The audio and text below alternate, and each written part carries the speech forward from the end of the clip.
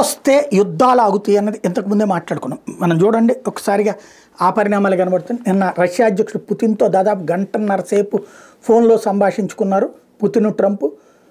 యుద్ధం విరమించమని పుతిన్ని ట్రంప్ అడిగితే ఖచ్చితంగా విరమిస్తామన్నారు. అదే సందర్భంలో తన డిమాండ్లు ఏంటో పుతిన్ ట్రంప్ ముందుంచాడు. పుతిన్తో పాటుగా ఉక్రెయిన్ ఏం చేయాలో కూడా మాట్లాడుకున్నారు. తాజాగా అందుకనే ట్రంప్ చెప్పుకొచ్చాడు ఉక్రెయిన్తో యుద్ధానికి ముగింపు దిశగా చర్చలు జరిపేందుకు రష్యా అధ్యక్షుడు పుతిన్ కూడా అంగీకారానికి వచ్చాడని చెప్పేశాడు. ఇద్దరం కలవబోతున్నామని చెప్పాడు, కలిసి పనిచేస్తామని చెప్పుకొచ్చాడు. అదే సందర్భంలో సోషల్ మీడియా ఖాతా ద్వారా కూడా ఈ విషయాన్ని ప్రకటించాడు. రష్యాలో బందీగా ఉన్న అమెరికా టీచర్ మార్క్ పోగెల్ విడుదల తర్వాత తాను పుతిన్తో మాట్లాడినట్టు చెప్పారు. మరి పోగెల్ విడుదలకు ప్రతిగా రష్యాకు చెందిన నేరగాడు అలెగ్జాండర్ విన్నిక్ని అమెరికా విడుదల చేసింది.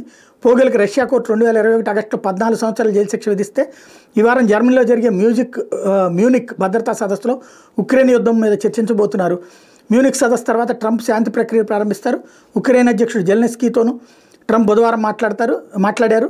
రష్యా ఉక్రెయిన్ యుద్ధానికి ముగింపు పలకాల్సిన ఆవశ్యకతను చర్చల అంశాన్ని వాళ్ళతో ప్రస్తావించారు. ఇద్దరు కూడా ఒప్పుకున్నారు. యుద్ధం ముగిపోతుంది.